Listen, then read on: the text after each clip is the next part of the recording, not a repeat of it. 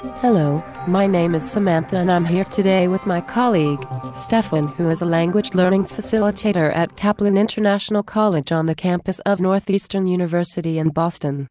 Today, we wish to address the teleconference to explain a few effects of globalization in a specific regional context. The global region we have selected is Quebec, Canada. First, we will provide a brief historical reference to the region's people and discuss their motivation to preserve its cultural and linguistic integrity. Next, we will consider how globalization has augmented the political autonomy of the region. Lastly, we will discuss culture and language preservation in the region as the basis for growing support for independent statehood before moving on to a brief comparative look at bilingual education in the United States and Canada. The title of our presentation is Quebec, a model for growing regional independence in an age of modern globalization. Thank you, Samantha.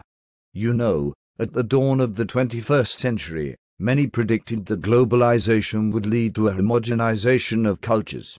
Some even feared the loss of cultural or linguistic identity. Well, in many ways this has begun to happen. Today, we see the mass marketing of products and ideas resulting in surprising similarities among people living in relatively distant places. However, in some areas of the world, the process of becoming more alike has raised our awareness of the need to be different and thus protect that which sets us apart. Quebec, however, didn't need to heed the fears of global homogenization before it awoke to the need to protect its individual ways of life. Dating back to the defeat of the French in the 7 Years' War and the expulsion of French citizens from the far distant northeastern shores of North America, those living in Quebec have had to struggle to retain their cultural and linguistic identity for generations. Most importantly, French Canadians have always considered their language to be an inextricable part of their regional culture. Therefore, in an effort to heal the wounds of past conflicts, Her Majesty and the Queen's government, on the advice of the National Assembly of Quebec, granted a French language charter to the French-speaking province in 1977 for the explicit purpose of creating a policy that would assist in the preservation of a culture that largely defines itself by the French language. As a result, the official language in Quebec is French. The rest of Canada is officially bilingual, French, English. Yes, and a positive consequence of this policy for Quebec has been the vast increase in French language media production, compared with the rest of Canada, which disseminates a large percentage of programs produced in the US. Quebec is protecting its local culture through regionally produced media that has succeeded in emphasizing the unique culture and language of the region. However, in recent decades, the motivation to further safeguard the ethnic and linguistic integrity of the region has mainly come about as a result of two aspects of modern globalization. First, the growth in regional autonomy of sub-sovereign states, and second, increased mobility of people in the labor market. True, an unintended result of globalization has been an increase in regional political and economic power in several places around the world. Rather than allowing themselves to become assimilated into a continent that has now grown to over 350 million English speakers, the residents of Quebec today have reached out to the world and turned globalization to their advantage, emerging more capable of protecting their cultural and linguistic identity than at any time in the past. They have strengthened their regional sovereignty and economic power. Put simply, globalization is continuing to pave the way toward full political and economic independence. For Quebec, an idea that has dramatically gained in popularity within recent years. But how exactly has all of this come about? Well, recognizing the opportunity to decrease their dependency on the centralized government of Ottawa, business leaders and local politicians in Quebec were the first to endorse NAFTA. Following its implementation, NAFTA barriers between Canada and other nations were significantly reduced.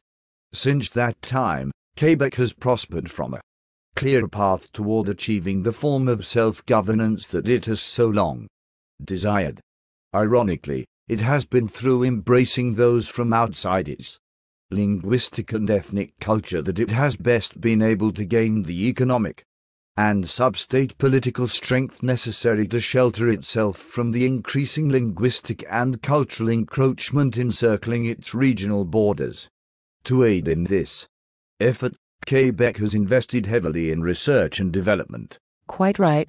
Today, support for research in science and technology has consistently been higher than even some G7 nations. Of its nearly 8 million residents, over 1 million work in fields directly related to biotechnology, software development and aerospace engineering. In fact, a full two-thirds of Canada's aerospace industry is now based in Quebec. If you add the region's abundant natural resources, clean energy, reserves of hydroelectric power, lack of any imminent military threat, and well-educated bilingual workforce, the people of Montreal, Quebec City, and the region at large seem poised to take the next step toward serious discussion concerning independent statehood. In fact, this process has already begun. In full recognition of the benefits that globalization has brought to the region, newly elected Premier Pauline Marois declared that she wished to make Quebec an independent country following the September 2012 elections that gave the Quebec Separatist Party a narrow victory. Although the celebrations were abruptly ended when a Federalist shot two supporters in the crowd before setting fire to the building where the victory rally was taking place, the incident has failed to quash increasing confidence in Quebec's ability to lead itself as a nation. Certainly, the question of full sovereignty has proven a contentious issue. However, the recent push in this direction has largely come as a result of greater confidence in the region's increased economic independence and expanded global partnerships. It may be said, however, that the main impetus behind the drive for greater independence is related to another phenomenon of globalization, the increased mobility among job seekers. Stefan, can you expand on that idea a bit? Sure, Samantha. Today, Canada's relatively small population and low birth rate has led to a high percentage of immigrants entering the country to meet the labor demands of the nation. As you might expect, this has resulted in significant diversity. In fact, it has been estimated that close to 50% of the population in Canada's largest city, Toronto, speaks a language other than English or French at home. For reasons discussed, this is a matter of great concern to the residents of Quebec. Therefore, in addition to the economic and political benefits brought to the region, globalization has introduced a second incentive for protecting the unique cultural and linguistic heritage of Quebec. This has prompted the regional French-Canadian government to experiment with ways to best meet the learning needs of immigrant children while enabling them to more fully integrate into the dominant French-speaking culture. This effort led to experiments with several language teaching methods, beginning with the audiolingual method and advancing toward more graduated levels of communicative language teaching and early immersion. Yes, today, Quebec is being charged with the task of preserving the spirit behind the French language charter while embracing the need to assist immigrants from nations where French and English is not the first language.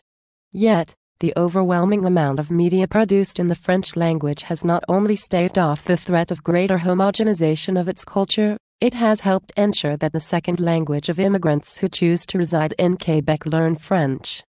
This is not, however, to suggest that immigrants to Quebec should not learn English but rather promote the dominant language and culture of the region. It is widely accepted that basic literacy development in a minority language will not hamper one's ability to develop proficiency in the dominant language. What differences do you see in the way second languages are taught in Canada compared with the US? Well, the most striking difference is the age that we begin to teach languages to children. Canada has opted for early immersion. Exposing children to the phonemic sounds of a second language early enables them to learn the language with native-like fluency with regard to pronunciation. In contrast, many children in the US do not begin to learn a second language until well past the critical period in their ability to differentiate speech sounds. As we have seen, the debate over sovereignty in Quebec has been centered around cultural preservation and in particular, the French language. There is much to be said for their approach in this area. Can you make a prediction about the likelihood of independence for the region? Well, Samantha, the question of sovereignty for Quebec is a complex legal and social question to be negotiated by the people of Canada. What is clear, though, is that globalization has presented the residents of Quebec with increased reason to be optimistic that their greater economic strength is likely to provide both the will and the means to protect their cultural identity for years to come. Thanks, and I hope you will visit this most beautiful region.